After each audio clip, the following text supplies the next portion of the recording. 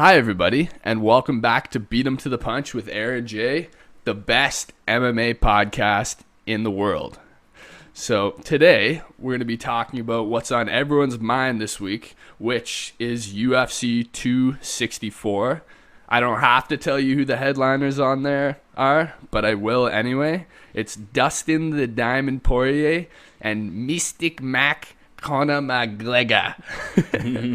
So we'll jump right in on this one. What do you think of this fight, Jason? Who do you think's going to win? I think Conor takes this one, although it's really hard to say. Yeah. Like, after watching the last fight between these two guys, I think Conor looked really good for the first bit until Dustin hit him in the legs. Mm-hmm. But, oh man, Dustin's such a dog. I've seen him come back from bad situations in so many fights that you can't really ever count him out. So, but I do think Conor takes it. He has to make a few adjustments, obviously, from the calf kicks. And I do think he's going to be able to make those adjustments coming into this next fight. Yeah, I agree. And we were talking about this before the fight. Supposedly, Conor wasn't actually all that focused on this fight. He was thinking about boxing Manny Pacquiao. And the difference between Conor boxing and Conor in MMA is in MMA, he has kind of like a wide karate stance. If you think about OG Conor McGregor, he's standing in that wide mobile stance. He's really active on the feet. Like if you think about him when he knocked out Eddie Alvarez, his footwork is just so good. But last fight, his striking looked really good, but he was almost kind of stationary. He had a bit of a higher stance, and he's catching those low calf kicks. And obviously, that's the big adjustment that needs to be made. Yeah, his teammate Artem was talking about it, how he was looking past Dustin because he didn't really think Dustin had a chance of beating him. And he was looking past him, preparing for a boxing fight with Manny Pacquiao. We know if Conor's been talking about that, right? Yeah. And so because of that, he came into that fight with more of a boxing mindset. I don't even think I saw Conor throw too many kicks. No. No. It was all striking, which looked phenomenal. His striking looked really good. But I think if he focuses a bit more on the MMA aspect of things coming into this fight, I think he will beat Dustin. I agree with you, yeah. And I think just strike for strike, I think if they're in the middle of the mat, literally just throwing hands, which wouldn't really be all that smart of a strategy for Dustin, I think Conor wins every time. But obviously we know Dustin's a really smart, durable fighter, so that's probably not going to happen. And I agree with you too. I think Conor gets the win in this one. I think it's because he really needs it, you know? I do think there's more pressure on Conor. Of course there is, him having the bigger name, being where he's at this point in the sport. Used to be the double champ. Now he's trying to get back to that, right? That's a ton of pressure, especially if he loses, right? Because what comes next for him if he loses? Yeah, exactly. It's tough to say, right? But if you think about it, Conor had those tough losses. He took that time off. He comes back. He beats number 15 in Donald Cerrone. And then right off that, he fights the number one contender in Dustin Poirier off just beating the number 15 guy. So it's he lost to Poirier. He's ranked number 6 right now, which is fair just based on his past attributes. But it's what do you really do with him if he loses again to Dustin, right? There's some other fights you can make, but as crazy it is to say, he's kind of out of contention for that belt for at least a little while. Yeah, because I think if he wins, do you think they pump him right up to the title fight if he wins? I think so, yeah. If Conor beats Dustin, then right away it's going to be Conor versus Charles Oliveira, right? Well, here's the thing. I think the winner of this kind of has to get the title shot. And I've heard that he won't. I've heard that people say that's not the case, but I think that's kind of ridiculous. Because when you think about it, let's get real. There's the other guys in that weight class are Justin Gaethje, right? Respects to Gaethje, but he's coming off a loss in a title shot. And then Michael Chandler, also coming off a loss in a title shot. So obviously put those two guys together, right? Yeah. And then the other guys are Beneil Dariush, who I think actually has like a pretty legitimate claim to that title shot. But, I mean, he said he's taking time off. And also, he's not really a fan favorite. He's not all that sellable. He's a grappler. He doesn't really talk a lot of shit. Dana's not really itching to give him a title shot. And then, I mean, if you think about Dustin and Conor, right? Dustin, he's the guy. He's been up there, right? Like, if he had chosen to get the title shot instead of fighting Conor, he would have had it. I mean, he deserved it. He's been the number one contender for a long time. And then you think about Conor, right? If Conor wins this fight, like, Dana's already just seeing dollar signs, right? Because Conor, as the champion again, he sells crazy pay-per-views, right? Like, it just makes perfect sense to give the winner of this another title shot. I do think Dustin could have went for the title after he beat Conor last time, but he wanted the rematch, probably because it will make him more money, I think. Fighting Conor is going to make more money than a title fight regardless, which is kind of crazy because it's like there's more hype around this fight just because it's Conor than there is around title fights, right? Yeah. But I do think the winner of this fight will get a title shot. And I think if Conor loses, then it's just going to be money fights. Like, if he loses right away, I'd start trying to make him versus Diaz like a third fight. Because people would still watch that regardless if Conor's the champ or if he's number 10. People will want to see him fight Nate Diaz again. But, like, that being said, I do think he needs to win this fight to stay relevant. He needs to be a top 5 fighter. Well, the thing is for Conor McGregor, too, like, people always talk about, they say, oh, Conor's like, he's a clout chaser, he's in it for the money, you know, he's fighting Mayweather, and nothing pisses me off more than that, honestly, because first off, the obvious is you don't get as good as Conor is by exclusively being a clout chaser. He's clearly passionate about the game, and I mean, the other thing is, obviously, he's going out, he's trying to make his bag, he fights Mayweather, he makes a ton of money, he does the business stuff, sells Proper 12. Conor, like, by coming back to fighting in the UFC, I think he kind of shows, like, he's in it for the legacy, right? Because, I mean, if he really wants to, he can make more money just doing other stuff, like focusing on Proper 12 or something like that. But I think he's in it for the legacy now, and I think if he loses, it's almost kind of a sad moment for the UFC because, I mean, the Nate fight could happen. That would be great. But I think that's kind of best case scenario, and worst case scenario, even though it would be really entertaining, is like he might just like not see the title shot in like the near future and just be like, I'm gonna go make like $80 million, go fight Jake Paul, right? So, yeah, I don't know. I mean, it would be interesting, but you want to see Conor fight in the UFC, right? He's one of the best guys there, and he's always entertaining to watch. I do like that point you made about, like, he does not need to fight in the UFC to make money. Like, he can do literally whatever he wants. He can go fight a nobody and make money. But the fact that he's choosing to come and fight in the UFC and try and get the title again is, like, credit to him for that, like, for sure. Yeah. So my heart's with him. My heart's with Conor for this one. Me too. And I think even though me and Jason mutually share respect for Dustin Poirier as well, I'm a fan of Dustin. Just seems like a stand-up guy, good dude. Generally happy to see him win. I think for the sake of MMA, you know, we kind of want to see Conor get the win because the UFC's a hype train when Conor's on top. You know? Dana definitely wants him to win for sure. Oh yeah. I saw Khabib talking about who he thought was going to win this fight, and he said Conor will take it in the first round, but if the fight goes past the first round, it's Dustin. Yeah, I thought that was interesting. Yeah. What do you think about that? Do you think that's accurate? Yeah, I do. Conor is notorious for being really strong, like starting strong in the first round, and then he's known for not being so great in the later rounds. Like that is something we've seen from him in the past. So I do think that is an accurate prediction. But like I was saying before, like wherever the fight ends up, you can't really count Dustin out. Like, I don't know if you saw Dustin fight Justin Gaethje. Did you see that fight? Yeah.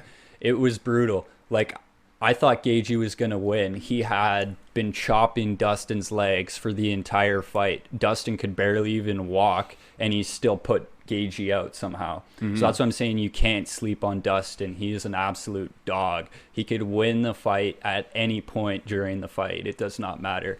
So that's why it's really interesting to see saying like Conor can only win in the first round or something. Anything can happen, man. Like Yeah, and the Dan Hooker fight with Poirier is pretty similar too. They both just, like, it looked like both guys were getting knocked out a whole bunch of times in the fight. You know, Dan Hooker, when he's looking good, he lands big shots, big elbows. But I disagree. I think Conor can win in the first or second. I think he could still get it done in the second, and I think he will. I think he will get it done in the second by knockout. Yeah, actually, I don't know if it's going to end in the first round. That might be a little much to say. That's what Conor's saying, though. He's saying first round knockout. And I don't know if you saw for this camp, he's not spending any time with friends and family. He said, I only have the people in the gym who are necessary. Like, no outside bullshit, like nothing like that. I love that. Yeah. I love that. Yeah, he tweeted something, or no, he put something on his Instagram where he's like leaving his family and he's just fully conversing himself into training camp, and that just gets me so excited, you know, because we talked about it on the last podcast, but like when you're a guy with the kind of stature that Conor McGregor has and the kind of money he's pulling in, like, and you're just back in the UFC for the sake of your legacy, you know, you got to stay hungry. Like, you can't be underestimating guys like Dustin Poirier, you know? You definitely can't be looking past them like he has been. You can't just think you're going to walk through a guy like Dustin and then go fight Pacquiao. You got to focus on who's in front of you for sure. Yeah. How do you think Dustin goes into this fight? Like, what do you think his approach is to get the win? Probably pretty similar to last time. Like, Dustin, he didn't do anything wrong last time. He did exactly what he needed to do. It's all on Conor to make the adjustments. Yeah. So if Conor can make the adjustments from the last fight, I think he'll win, and I think he can. But let's say he can't make those adjustments and just gets his legs taken out again, then Dustin wins. Maybe. I don't really see it that way. I think Dustin's a pretty high IQ fighter, and to his credit, I think Conor is too, and I think Dustin probably smart enough to know that, I mean, the sole reason he won that first fight, like we were talking about, it was like the low calf kicks, right? So I think obviously Conor's going to put a big emphasis on that and just on his footwork in general, and part of me kind of wonders if Dustin's almost going to take like a takedown heavy approach to this fight, because I mean, Conor has like a pretty good takedown defense, but I don't really think you would argue that Dustin's ground game is, just based on what we've seen, it's a fair bit better. Yeah, for sure. And did you see the Twitter stuff? Like, Conor definitely doesn't. He wants it to be a stand-up fight, and that's why he said to Dustin on Twitter. I have the quotes right here, actually. Oh, okay. Let's hear them. So, Dustin, Conor tweeted prior to the fight, he says, first one to shoot's a dusty bitch. And Dustin responded, how about first one to get taken down is a dusty bitch? I don't know. What do you think that means? Well, it's definitely Conor trying to get in his head, right? Saying, like, let's keep it standing. If you shoot, you're a bitch. But I like where Dustin's coming from, saying, like, no, like, I can shoot. It's mixed martial arts. Like, he's basically not letting Conor get in his head. He's saying, yeah, I don't care what you say. I'm probably going to try and take you down. Yeah. Which is... like a huge part of Conor's game is like getting in his opponent's head. Yeah. And I don't know, Dustin seems like pretty strong set on he's not going to let Conor get in his head this fight. But what do you think? Do you think Conor's going to get in his head, or do you think Dustin will shake all of that stuff? It's really interesting because when you look at the first fight, Dustin talks about it and he says, he's like, yeah, Conor was like in my head. I was young. I was a lot less mature. That was like 2014, I think. Yeah. And he talks about the most recent fight and he's like, yeah, you know, he wasn't really getting to me. But yeah, I mean, I think you're probably pretty spot on with that. If anything, obviously, I don't think Conor thinks he's really going to prevent him from going for takedowns, but maybe he's hoping Dustin will like maybe just second guess himself like a split second before going for that takedown because that can make all the difference. But it's hard to say. Yeah. No, for sure. And it's different because the second fight between these guys, they were all buddy, like trading hot sauce and stuff or whatever. And now there's a little bit of beef there, I think. So yeah, because of the tweets. So prior to the first fight, Conor actually said that he was going to donate some money to Dustin's charity. And then sometime, I don't know, I think May, Dustin tweeted out that Conor still hadn't sent that money, and Conor tweeted out back angrily, said like nobody had told him where the money was going in the charity, because obviously you want to like know where your money's going if you're donating $500,000. So there was some beef there. Conor said he was going to pull out of the fight. Obviously that never happened, and we're happy about that, but it definitely makes things a little more interesting, and I suspect there's going to be more shit talk this time. I mean, when Conor's fighting, that's what I want to see, man. Like, I don't want to see Conor out there just all buddy. Like, he's a shit talker, man. That's what made him who he is. Like, that's what I want to see, for sure. And I think that's what we are going to see.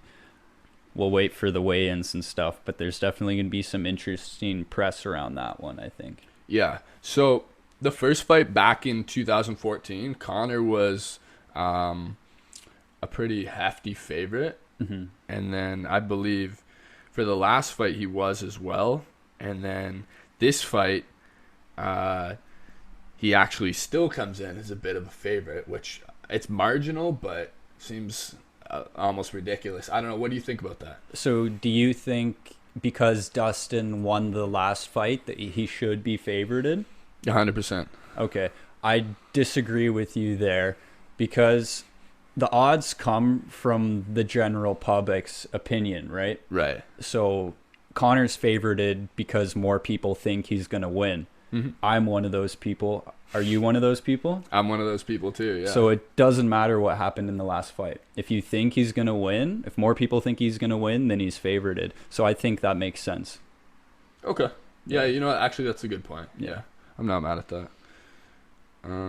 Yeah, and also, I mean, just want to circle back. Like, if we look at Dustin or Conor's second fight with Nate Diaz, he made like a lot of big adjustments, and obviously got the job done in the second fight. So, like, looking at Conor coming back from like tough fights in the past, you know, he has a pretty good reputation for, you know, taking his licks and going back and making adjustments. He has a good reputation in his rematches. Has he even lost a rematch? I think. Well, he's only had the one rematch, right? Yeah, the one big one that I can come up with off the top of my head. But he was saying like a rematch against me and you're done. Of course, he's going to be saying that. Yeah. But like, he does do better in the rematches. Like I'm saying, like, you can see what you need to adjust and then make those adjustments. And I think Conor can do that, especially with the amount of money he has and his team around him. Like, he can get that for sure. Yeah, and I mean, you could even almost consider, you can think about like him coming off a loss. So obviously he took a big loss before the Cerrone fight. I mean, you can make the argument that Cerrone is far out of his prime. A significantly worse fighter, but I mean, Conor looked really good in that fight. So I mean, you could talk about that as well. But I honestly, like, you're gonna compare Cerrone to the top 5 lightweights right now? Like, no. Nah. It was impressive, but Cerrone's, he's, like you said, he's out of his prime and he's old. Like, if Conor lost that fight, I would have been like, bro, retire. Yeah. No, for sure. I agree with you. And I mean, not to disrespect Donald Cerrone too, but this is like a side note, but like, how is he still ranked like number 15? Like, Just because, probably because the UFC is like, likes him, I guess. yeah. I think it's just out of respect. Yeah. Because back in the day, he was an elite fighter. So, yeah. Mm-hmm.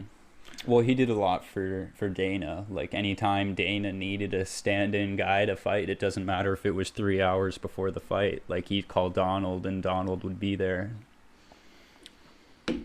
So, Burns versus Thompson. Gilbert Burns versus Stephen Wonderboy Thompson at welterweight. That's the co-main. Very interesting fight. Very interesting. This is such a good fight. I love this fight so much as a co-main event too. I mean, you've got in the blue corner, you've got the 4th ranked welterweight, right? He's a nasty technical striker. A guy who uses his like unconventional style to like frustrate his opponents and use distance control, land perfectly technical strikes, and he's also the nicest guy in the UFC. I honestly think he is too. Like, oh, he's got to be. Yeah. Yeah. Did you watch any of the what's it called, this little series they put out before the event? the little countdown stuff. Yeah. Yeah, I watched those. He's like driving the bus around with the kids. He's Yeah. driving them to karate class. That's honestly so cool, man. Yeah, he's a cool guy. And also, I think what makes this interesting too, what it has interesting implications for the future, because if you think about it, Kamaru Usman's beat Colby, right? He's beaten Gilbert Burns. He's beaten Leon Edwards. So that's 1, 2, 3. But he hasn't beat Wonderboy at number 4. Mm-hmm. So, and then number 5 is Vicente Luque, who obviously he's a killer in his own rights. But Wonderboy's beaten him pretty recently too. So it makes this fight really interesting because it could have really big future implications. So right now, is Leon like in line for the title? Are they making that fight with Leon and Kamaru? I don't think so, man. Okay, so if Wonderboy beats Gilbert, he gets a title shot. Well, we never know with the UFC, right? How it looks right now is that Colby's going to fight Kamaru again. But even that, like, we don't know that for sure. Like, they're still figuring things out. Mm-hmm. Usman is, according to Colby, he's, like, ducking that fight. It seems like just, like, regular Colby Covington shit talk to me. I'd love to see that fight. But I don't really think Leon's getting the next fight. I'd rather see Colby fight Kamaru again than Leon. I think we will.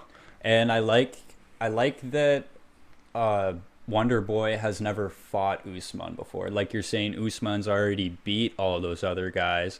But that being said, I do really want to see him run it back with Colby, because their first fight was one of the best fights I've ever seen. Like, it was brutal, man. Yeah. It was a good one.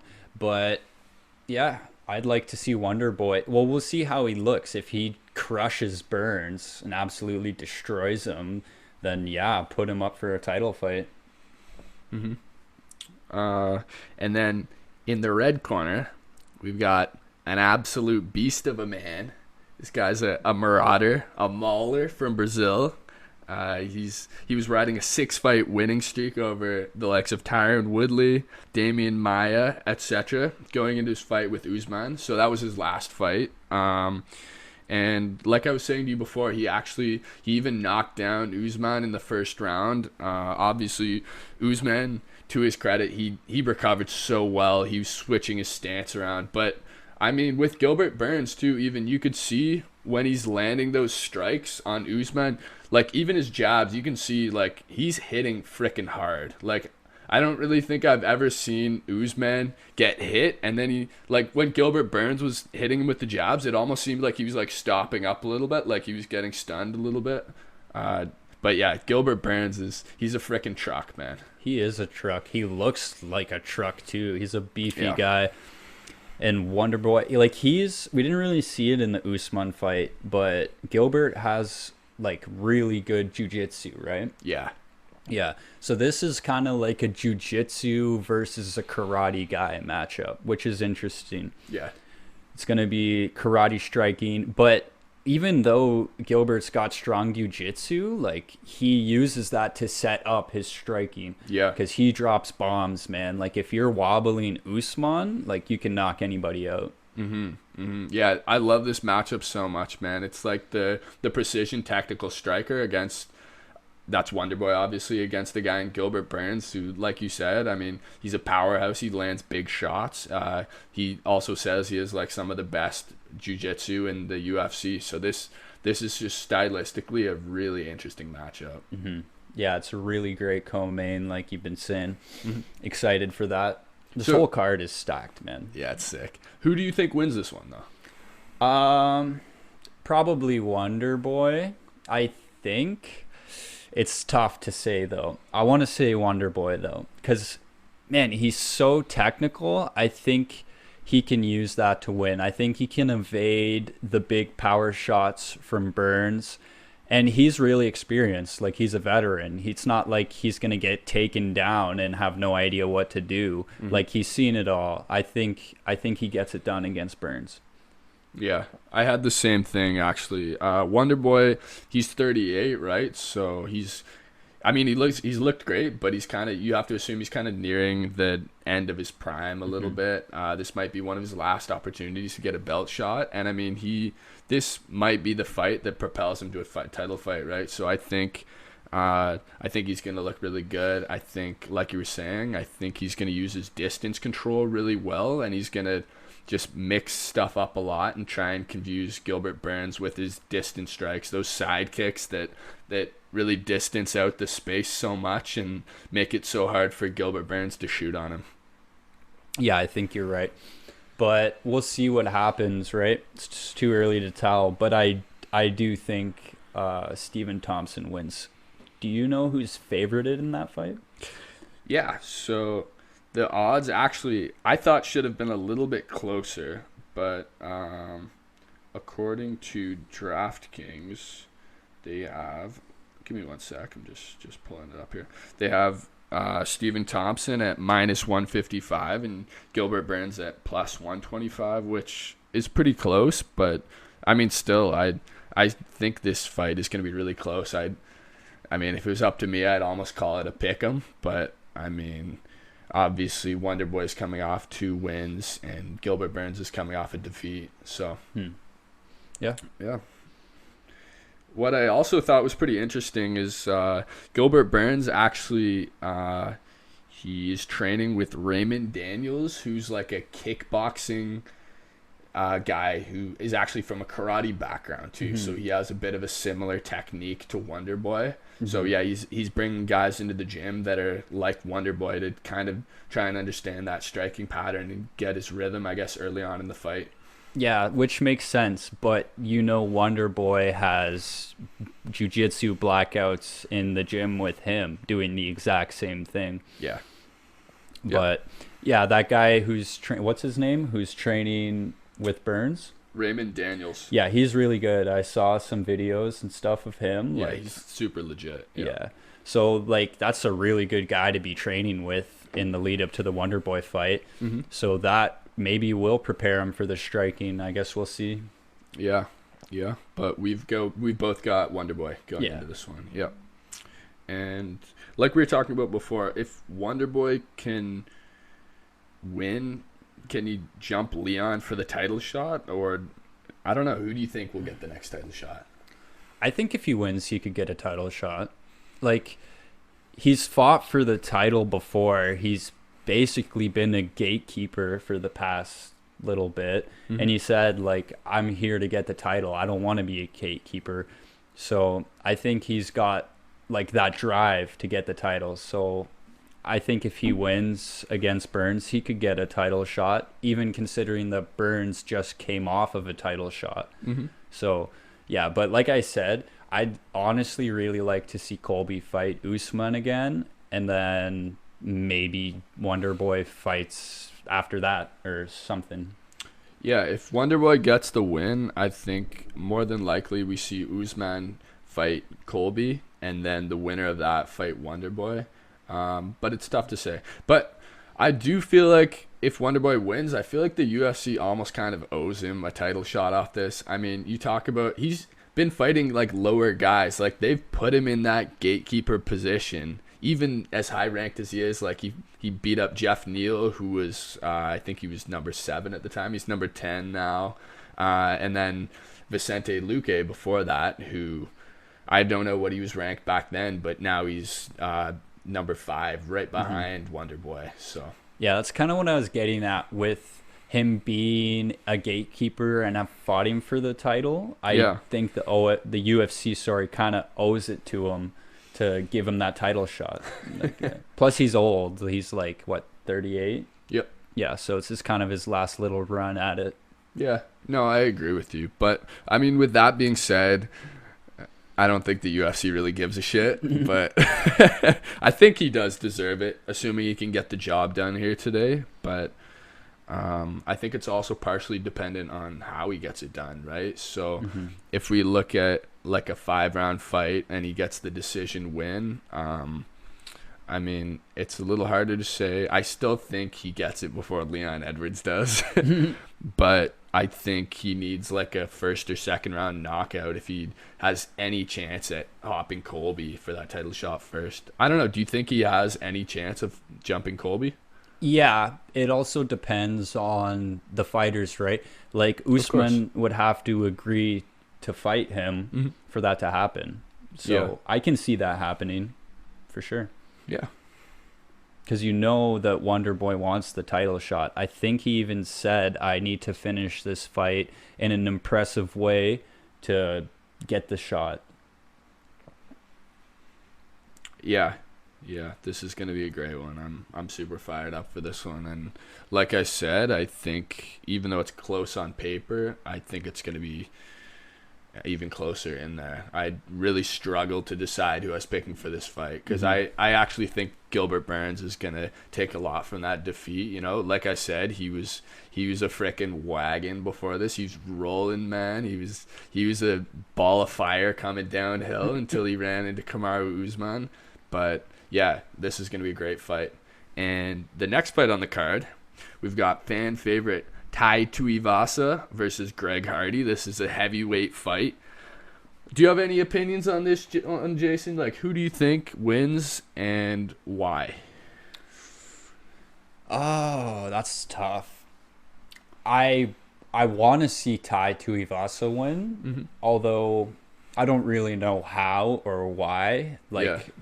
I've seen, like, Greg Hardy, he's pretty much just a striker. He was a football player. He's got a lot of power. He can kind of strike. I don't think he has very much ground game. Doesn't seem like it based on what we've seen now. And you actually sound like most UFC fans going into this one. We've got kind of like a hero-villain dynamic here. Obviously, Tai Tuivasa, he's kind of a fan favorite. He's got the shoey, like we were talking about before. This guy, after his fights, he freaking pours a beer into like a shoe. And it doesn't even have to be his own shoe. Like we were talking about, he did a shoey with one of the Nelk boys' shoe, and he like pours the beer in and he just chugs it after, which obviously it's a fun gimmick. Just seems like a good dude. And on the other hand, we've got Greg Hardy. Like you said, he's a former NFL guy. And, I mean, we don't really like to talk about this stuff on the show all that much, but his career was basically cut short because he has some, like, domestic violence charges. I think he had, like, drug possession charges as well. So, you know, he's like the polar opposite of Tai Tuivasa. Like, guys kind of want to see him lose. Yeah, that has been a narrative in his UFC career, is definitely the controversy around his domestic and all that stuff. So he does kind of come in as the villain. I can see what you're saying there. Yeah. Yeah, but this fight it's so fun though. Like I was watching tape to prep for this because, to be honest with you, these guys aren't on my radar all that much. I mean, neither of them are in the top 15 for heavyweight. So I was like, huh, like it's kind of interesting that this was actually on the main card. Even when Sean Brady versus who's Sean Brady fighting? Kevin Lee versus Kevin Lee. Even when that fight was still on the card, this one was put in the main card instead of the prelims, instead of that one. But I was watching tape, looking at the stats. So Tai Tuivasa actually, he has a TKO or a KO in 11 of 12 of his wins. And Greg Hardy has a TKO or KO in 6 of 7 of his wins. So, like, this fight, I'm telling you right now, this is not making it past the first round. These guys are just going to stand and bang.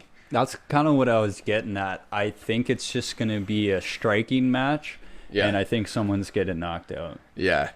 And I mean, it's interesting too because Greg Hardy in his last fight against Marcin Tybura, he kind of gassed out in the second round. He had a good first round, but the cardio wasn't there for the second round, and a lot of people have been pointing at that as like his downfall. But I mean, the thing is with Tuivasa too, we don't even really know like what his cardio looks like because almost all of his wins are like first round knockouts, which I'm not complaining about, but I mean, it's hard to say, right? Like this is an interesting fight. Personally, I think Tuivasa gets the win, first round knockout. I think he just striking is a little better. I think I think these guys are just going to stand and bang. So I think he's going to outbox him and get the KO win in the first round. Yeah, I agree with you. I think Tuivasa has like tremendously increased his skills since he came into the UFC. Yeah. Like he came in pretty good. He was getting those knockouts. Then he lost those 3 fights in a row. And I think that was huge for him because after that, he switched camps. He had like a whole new training program, and then he came back to the UFC and he's won 2 in a row now. Yeah. So I think he's like pretty good now. So I do think he's going to win over Greg Hardy.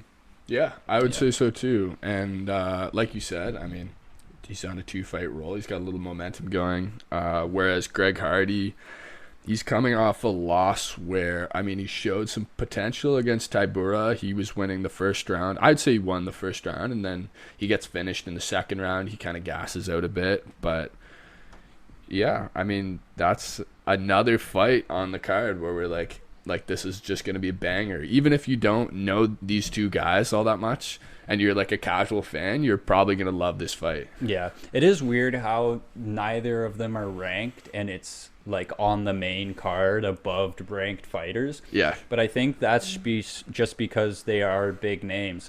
Like everybody knows Greg Hardy because of the controversy around him that we were talking about. So he's a big name.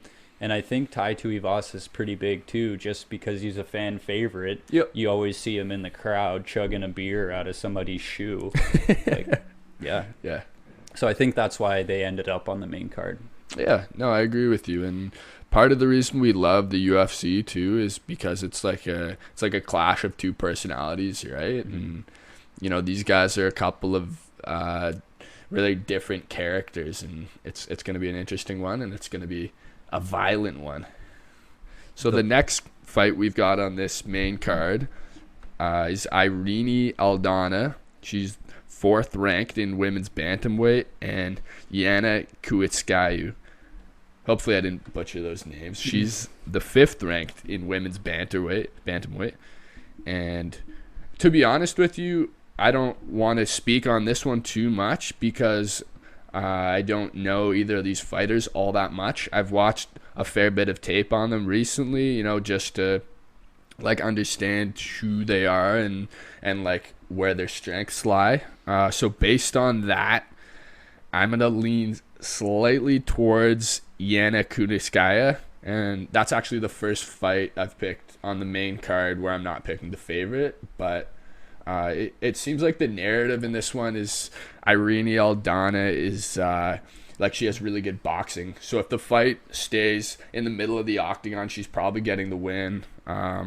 Whereas Yana Kunitskaya, she's more of like a clinch / ground and pound fighter. So she needs to make it messy. She needs to get up in Aldana's grill, take her down and really go for the ground and pound victory. But I mean, yeah, it could really go either way. The other thing I looked at too, though, was like their last few fights. So Aldana's actually on a 2-fight losing streak, and her last fight she lost actually a fight on the main card against Holly Holmes, which was a 5-round fight. So just she kind of got beat up for 5 rounds. So I take a little bit from that, because from what I've heard, obviously not a fighter, not claiming to be a UFC fighter, but getting beat up for like 5 rounds in a unanimous decision the other way, like I've heard it can be almost tougher to come back from than a knockout sometimes, because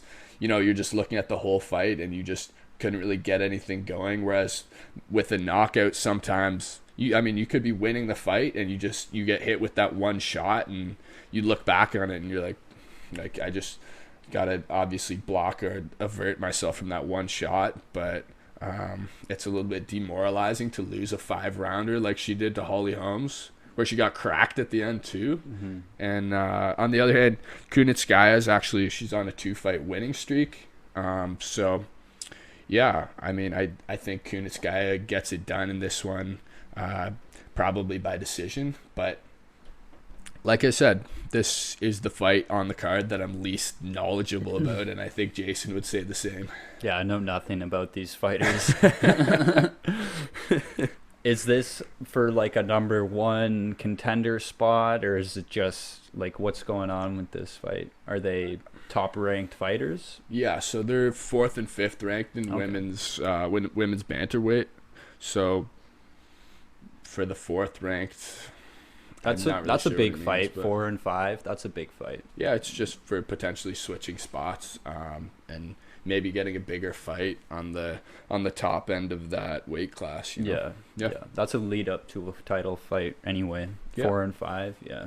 Yeah, I mean, neither of these girls have fought Amanda Nunes either. So, I mean, if someone goes out there and has a really good performance and maybe gets a finish, it could happen, right? Because you talk about Amanda Nunes' next fight too. It's against Juliana Pena, and she's actually ranked 6th in that weight class.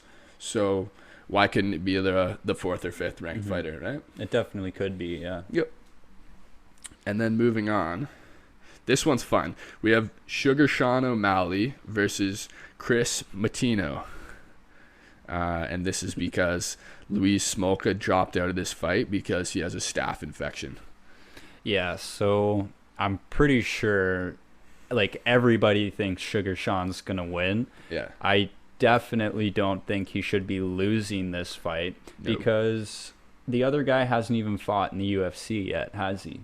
No, not technically. He fought in like the Contender Series in his last fight. He got a submission win there. But no, he has no UFC experience technically. Well, yeah, so I do think Sugar Sean's gonna win the fight, but if this guy just comes out of nowhere and crushes Sugar, then he's gonna be pumped right up into the top 15 probably. Yeah, I mean, I could see that happening, but what I couldn't see happening is him beating Sugar Sean. But with that being said, how do you think Sugar Sean gets it done? Well, we know he's trying to get that highlight reel knockout. Yeah. Yeah, so I think he's going to try and do something really impressive. I hope he uses like the opportunity that he's fighting a new guy in the UFC. Like, I think he should be able to finish this guy in a very impressive way. Mm-hmm. That's what I want to see. I want to see a spinning heel kick or something, man. I don't know. What round do you think he gets it done? If you think he gets it done, maybe you early. Think it's going to decision. I don't think it goes to the 3rd anyway. 1 or 2. 1 or 2? Yeah. Yeah. I have this as a 2nd round knockout. I don't know what he's going to throw. Like you said, I'm hoping for like a highlight knockout. Yeah. And obviously Sean O'Malley's striking is that's what gives him the advantage in this fight. But if Matino has any chance of winning, I think he needs a number of things to go right for him. So number 1, I think first off, Sugar Shawn has to like severely underestimate him. So, he has to be cocky going into that fight. We saw it a little bit with Thomas Almeida, but I mean, even in saying that, it didn't affect him at all. I'm just talking about it looked like he knocked out Almeida, and it wasn't a knockout. He took him down, or he hit him and he went down, and Sugar Shawn went for the walk off, and then Herb Dean was like, no, he's still in. So, but obviously it didn't affect Sugar at all. Mm-hmm. So that's a factor. The other thing I said is if Matino can, if that's even how you say his name, we don't really know this guy at all, but if he can potentially expose the leg. So me and Jason were talking about this before the podcast. A lot of you guys might know about what happened in Sean O'Malley's, the one loss of his career. Marlon Vera, he kicks him, it's like a low leg kick, and he gets dead foot, so he can't really plant his leg. He goes down, and Cheeto gets the ground and pound finish. And then at another point in Sean O'Malley's career, 3 or 4 fights ago, he also took some really nasty leg kicks. I think you said his leg was broken, right? His leg was broken, but he still won that fight. Yeah. So I can't even remember who he was fighting, but it was like halfway through the 3rd round, his leg got broken, and they had to stop the fight, but they still gave him the decision win. Andre Sukamthath. That's who he's fighting. That is definitely not how you pronounce his last name, but you guys get the point. So, yeah, I mean, he's had some issues with that leg. Maybe because he's like a tall, lanky guy. He can't really add on all that much muscle if he wants to stay in that same weight class. Hopefully he doesn't have any ongoing issues with that leg, but that could be a factor. Don't think it will be. I'm just speculating about what could potentially go wrong for Sugar. And then the third one is, we don't really know all that much about Matino in general, and we don't really know anything about his ground game. Doesn't seem to have been a significant part of his fighting career so far. We've seen Sugar on the ground, and I mean, to his credit, he's not lost. He has like a 60% takedown defense, which, it's okay. It's not great. So, I mean, if Matino can take a really grapple heavy approach to this and take down Sugar, and I guess just try and get the ground and pound finish or something, that is how he could potentially win. And I think that'll probably be his approach, because you kind of have to be stupid to want to just stand and strike with Sean O'Malley. But again, I don't think it'll happen. Mm-hmm. Well, see, this one's kind of different because it's, what's his name, Matino? Yeah, this is his debut in the UFC. Yeah. And Sugar Shawn is a pretty big name to have your first fight in the UFC against, right? Oh, yeah. So it's really hard to say how this fight's going to play out, but it's definitely going to be the fight where we get to know Matino. Like, we'll see what he has. We'll see what he can do in there, unless Sugar Shawn just knocks him out in like 1 minute. Yeah, which is possible. It's definitely possible. I mean, Luis Smolka, just on paper, it looks like a way tougher opponent. He had a lot of fights. I think he had about 25 fights, whereas this guy, Chris Matino, he has like 13 fights. He's like 9-4, which with 0 UFC fights is really not an impressive record. But who knows? Yeah. And actually, I thought it was interesting going into this fight. Obviously, so Luis Smolka drops out with a staph infection, and then there was like a massive herd of UFC fighters on the internet, just like trying to get a shot at Sugar Sean O'Malley. So some of the guys who expressed their interest were like Brian Kelleher, Brandon Davis, Ray Borg, Ricky Simon, Tim Elliott, and also Merab Dvalishvili. So these guys were all trying to get that fight. All of those names make more sense than Chris Matino. Like, he's fighting a nobody. Why do you think the UFC put Chris Matino in as opposed to, I don't know, maybe pulling a vet like Brian Kelleher or, maybe Tim Elliott or something like that? Probably just because it was such a short notice thing. Like, it's like maybe those guys wanted to fight, but could they be ready to fight in 4 days? Probably not. Matino was probably already in a camp preparing, and then it was easy to say, oh, you're already fighting on this night, now you're going to be fighting Sugar Shawn instead. Maybe. I mean, to be fair, it was actually closer to like 2 weeks or a week and a half they would have had in time to prep, which is not a lot, especially for some of these guys who aren't even in the same weight class who are trying to get at Sugar Shawn. I kind of think it had more to do with the fact that they don't want to have a quick turnover and throw someone really tough in with Sugar Shawn O'Malley. I mean, obviously we saw in that he lost that Cheeto Vera fight. Cheeto's a vet. I mean, you could argue it just kind of happened by chance a little bit with the leg kick, but I think Dana's a little bit worried about rushing him now. He's still pretty young, and I mean, Dana even said Sugar Shawn O'Malley is the future of the UFC. So I'd speculate that potentially it's just thinking about the future. No, if Dana said that, he's definitely trying to protect him a little bit. He's trying to pump him up, and he definitely doesn't want him to get crushed by one of these veteran guys before he even breaks the top 15. Like, yeah, he definitely wants to pump him up, get a bit of hype behind him. Yeah. I mean, Sugar Shawn O'Malley he's a hype train, and I was speculating if he fought Luis Smolka and he got a big win that he might actually be in the top 15 at that point. I don't think that's the case anymore, really, with this guy. He's kind of a nobody.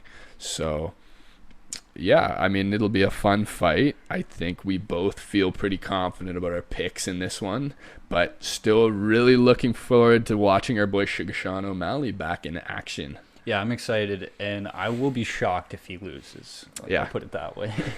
I'm expecting him to win. So aside from the fights we've discussed, which fight are you most looking forward to seeing on this card? Definitely Conor, man. Conor just gets me... We talked about that fight. Oh, like which am I most excited about on this card? That we haven't talked about. Oh, I don't know. I know you're crying about the fact that that your boy got taken off this card, but I'm not going to cry on camera. I'll cry about it later when we're done here. But yeah, I was excited to see Kevin Lee fight again. Like, it's been a while since he fought. He's good, man. He was a top contender. Yeah. Did he go up in weight? Yeah. So yeah, he went up in weight, and I love Kevin Lee too because he does not shy away, right? He had a long layoff, right? And he comes back in. He's like, I'm gonna fight this dude Sean Brady, who you probably never heard of him because his name's Sean Brady, which is like the least memorable name ever. But this dude is a beast. Like, he's super legit. So for Kevin Lee to be out for like 2 years or something, and then be like, nah, I want this like young killer, right? Like, you love that. That's what you get out of Kevin Lee. Yeah, because he was always that lightweight, and he is huge for a lightweight. You could tell that the weight cut like took a lot out of him. So I was excited to see him come in at 170. I think that's a way better weight for him to be fighting at. Yeah. So I'm a little disappointed that this got taken off the card. Did it just get postponed, or is this fight canceled? We don't know for sure right now. This is how the UFC is with these things a lot of the time. It's possible it'll happen in August. They talked about that, or it's possible it won't happen at all. It's impossible to know right now. Okay. For me, there's actually a lot of other really good fights on this card that I'm looking forward to. So we've got Carlos Condit versus Max Griffin. This is going to really be a really good test for Max Griffin, see where he's at right now. And then we've got Nico Price versus Michel Pereira, which is an awesome fight. I mean, these guys, each of them have like 3 fight of the nights. So it's going to be an absolute banger. They're probably just going to go no defense, just rush each other. With Michel Pereira, I don't know how to pronounce his name, by the way. It's kind of tough. Well, it's definitely Michael. No, it's not. Really? Yeah. Oh. You don't really know what you're gonna get out of him, though. He has some really weird fights, like that Diego Sanchez fight where he did like a backflip and then tried to like kick Diego Sanchez, and he's just doing really weird shit the whole time. Like, so that's a really good fight. And then we've also got Ryan Hall versus Ilya Tupuria, which that's a really good fight too. Tupuria is actually 10-0, and Ryan Hall is actually starting to become a household name. Obviously, his jiu-jitsu is like pretty world class. So as like a major MMA fan and not a casual fan, you'd probably be kind of excited to watch that fight. And then even all the way down to like the early prelims, you've got Jennifer Maia versus Jessica Ai. Those are two ranked women's fighters. And you've got Amari Akhmedov versus Brad Tavares, who, again, two top 15 fighters. So, yeah, I mean, there's a lot of other really good fights on this card. It's just top to bottom, it's lit. Yeah, that's a stacked card, man. Yeah. I think I know what you're going to say, but what fight are you most confident in your pick for? Probably Sugar Shawn, but it's still hard. I'm going to say Sean O'Malley, though. There's should be no way he loses to this guy who hasn't even fought in the UFC yet. The odds for this on DraftKings are minus 835 for Sugar Shawn, plus 525 for Chris Matino, which is crazy. Like those are like boxing odds right there. Like when you watch boxing, like the odds, they always have like a really shitty guy against one of the upcoming prospects just to build his name, and the odds on these fights are just freaking crazy. So that's like a boxing odd right there. But yeah, it seems accurate though. I think so, yeah. And I hate picking the same one as you because it doesn't give us anything interesting to talk about, but that's just the obvious pick on this one. I feel really confident in Sean O'Malley. Still looking forward to seeing him fight, though. And which fight do you think will be fight of the night, and why? Ooh. Well, I don't know. I think it's going to be the main event or the co-main event, I think Dustin and Conor are either going to have a really good fight or one of them is going to get put out. Yeah. But I have high hopes for Wonder Boy against Burns. Like, I feel like neither of those guys are going to be able to easily win that fight. Like, it's going to be a tough fight either way. So that could be a fight of the night. That could be a freaking bloodbath, man. Yeah. Dude, this, like we were saying before and a million times in this podcast, like so many of these fights are bangers, man. Like, really, I can see Dustin Conor being fight of the night. I can see Gilbert Burns, Stephen Thompson being fight of the night. Tai Tuivasa, Greg Hardy, for sure I can see that being fight of the night. And then, when you go to the prelims, there's some bangers on there too. So my pick is actually back on the prelims. I think Nico Price versus Michel Pereira is going to be the fight of the night. Like I said, each of these guys has 3 fight of the nights in the past, and it seems like they just kind of throw caution to the wind in a lot of their fights. And they're just really fun, exciting guys to watch. I think Pereira gets the job done. Pereira, I think he gets the job done. He has a lot more experience. His grappling's like significantly better, but like I said, you never really know which version of him you're gonna get when he comes into the octagon. So yeah, that'll be a really fun one though. I'm guaranteeing it. And which fighter do you think will get performance of the night? Again, I think I know your answer here, but we'll see. Sugar Shawn, maybe. Oh, that's not what I thought you were going to say. You thought I was going to say McGregor? I did, yeah. Yeah. It could be either way because both guys are looking to finish the fight in an impressive fashion. You know what I mean? They're looking to get that highlight reel. So want to say McGregor or Sugar Sean. Do you think they're really going to give McGregor a bonus? Hard to say. I mean, I think he is gonna earn the performance of the night. Yeah. I think he's gonna be the performance. Well, I don't know though, because like you said, the Sugar fight is so one-sided. Like I think Sugar's gonna try and get that walk-off knockout. Yeah. So it really might be that. That's what I was thinking. At the same time, I think Conor's gonna go in there. I think he's gonna look like, OG Mystic Mac. And I think he's going to have a really good performance too. But like you said, it almost seems like sometimes they don't want to give the performance of the night to like that top, like the main fight, just because they want to bring some awareness to the lower, like the earlier on fights. And also the top guys are making like way more money than anyone else. That's what I was going to say. Like, Conor doesn't give a shit about that 50K, whatever, 50K 50 bonus. G's, baby. That does not matter to him anymore. He's making millions and millions of dollars already. And even if he does do something really impressive, I don't think they give him the bonus just because of his name and the fight. I get that. It would have to be really good to get that. And shout out to Conor. He's actually the highest paid athlete so far this year with that proper 12 deal. So fought for 10 minutes and got made more money than every other athlete. Oh, that's so mad. That's so mad. So now we're actually going to switch lanes a little bit.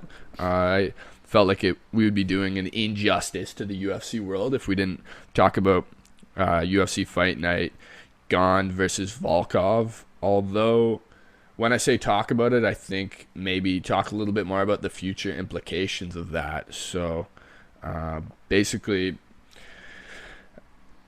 the third-ranked Cyril Gane beat the fifth-ranked Alex Volkov. And now they're actually bumping Cyril Gane up to a fight with Derek Lewis for the interim title. So, which is weird. Now. Yeah. Because Francis just won that title about less than 3 months ago, right?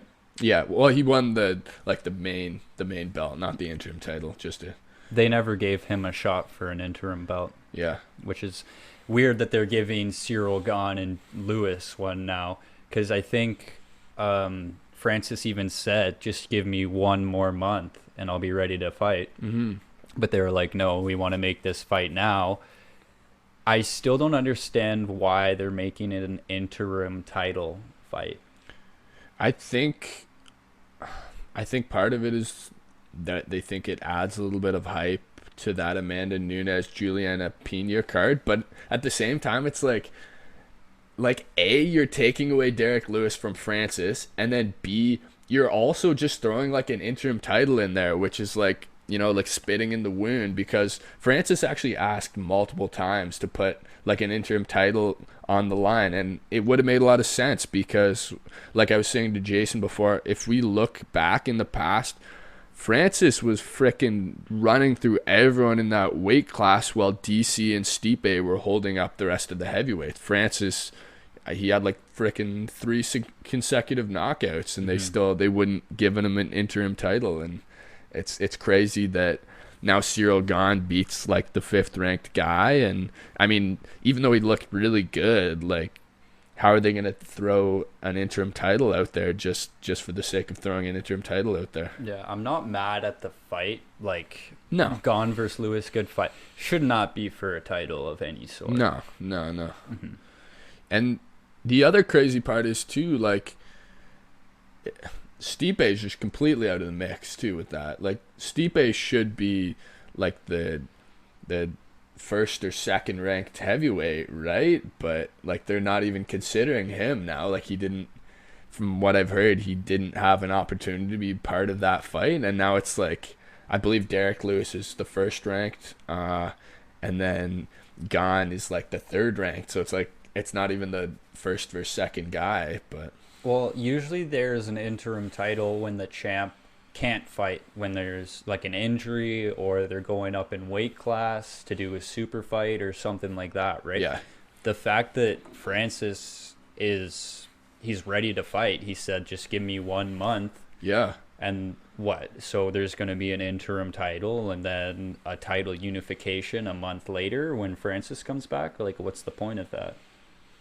Yeah. Well, it puts Francis in a weird spot too, right? Mm-hmm. Because, I mean, it seemed like him versus Derek Lewis was the fight to make. I think Dana's probably hoping that Cyril Gane gets the job done in this one. He, like, not to discredit his victory over Volkov with all this drama too, because he actually looked really good against Volkov. Obviously, we know he's not like a knockout artist like Francis, but he just technically he's a really elite striker. He's never been taken down. He looked really good. Yeah, I do think he's going to beat Derek, and I do think he has a better chance against Francis than Derek does. Yeah. I think he has the best chance out of anyone in that weight class. I was really impressed with what I saw. Other than John Jones, of course. Yeah. Because maybe Francis is still trying to get the Jones fight. Yeah, so Francis expressed his displeasure online, obviously losing the Derek Lewis fight and with the interim title thing. But a lot of people are actually speculating, like, is it possible that Dana has been talking to John Jones and they could make that fight somewhere near down the line? But the other thing is, too, John Jones said he's not going to fight this year, so it just doesn't really seem likely. Yeah, he did say that. So I think they're just kind of dicking Francis around here, like, to be honest. Yeah, I feel bad. Feel bad for Francis. You know, he just did such a big thing that he's been trying to do for so long, and he finally became the champ like we've been speculating that he would for a while, and the UFC's just immediately pulling a power move on him like that. But you know what? It is what it is. Yeah, it's kind of weird. It's a little bit ridiculous. I don't know if there's like problems between his management and Dana White, maybe. Mm-hmm. As there has been in the past with Dana and managers, but... Well, he's definitely pissed. Yeah. And the other thing that came out of that card, the other controversy was something that happened between OSP and Tanner Boser. But actually, let's back up. So, last podcast, we talked to you about some bad news from Canada. It was Maslov Ivloyev. I learned his name now. He beat Hakeem Dawodu pretty badly on UFC 263 it was, right? Mm-hmm. And obviously Mean Hakeem is the Canadian guy, Canadian represent, and he got beaten. But Canada, we bring you good news on this podcast. Our boy, the most Canadian man alive, Tanner Boser, got a big win against Ovin St. Preux on UFC Fight Night last week. So, Canada.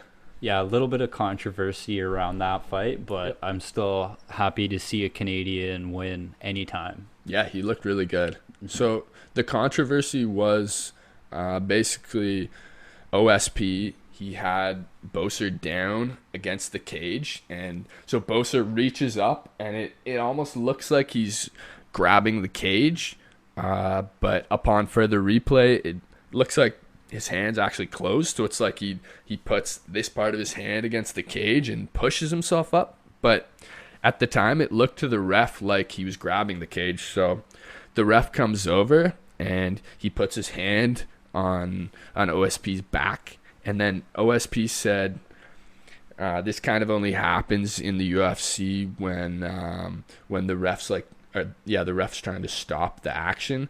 So he said he paused for a second, and then the tide turns, so Boser manages to get up. I think he lands a couple big shots, and he puts OSP out. Yeah. I don't know about that. I don't want to take anything away from Boser. I don't think that's enough to make that big of a difference in the fight. You know what I mean? Yeah. It's really hard to get anything overturned in the UFC, and for that one, I mean, as much as I sympathize with OSP, he paused for a second. It's not like he stopped fighting and got knocked out. Mm-hmm. And OSP yeah, he said he paused for a second and Boser regained ground and then knocked him out. But I mean, it's really hard to prove that that's why he paused and it wasn't just like a mental lapse on his part, you know? Mm-hmm. Yeah, no, I don't think it should be overturned. I think it should just be how it is. Yep. But let's end on a good note here. So obviously that's a big win for Canada. Tanner Boser, who, on a side note, like I was saying, the most Canadian man alive. This dude, go look up Tanner Boser right now, guys. He's got a big ass lumberjack beard, right? He's got like missing teeth. And he's also got a crazy mullet too. So like I saw after the fight he's from Edmonton, and I was like, yeah, of course he's from Edmonton. But anyway, Tanner Boser, the most Canadian man alive, we salute you, sir. And that has been episode number 2 of Beat 'em to the Punch with Aar and Jay. Go check us out on socials, guys. It's just Beat 'em to the Punch on everything. And go comment, you know, tell us what you want to hear us talk about next. You know, go talk shit about us. Do it. Say something. I dare you. Anyway, thanks for watching, guys. This has been Beat 'em to the Punch with Aar and Jay. Peace.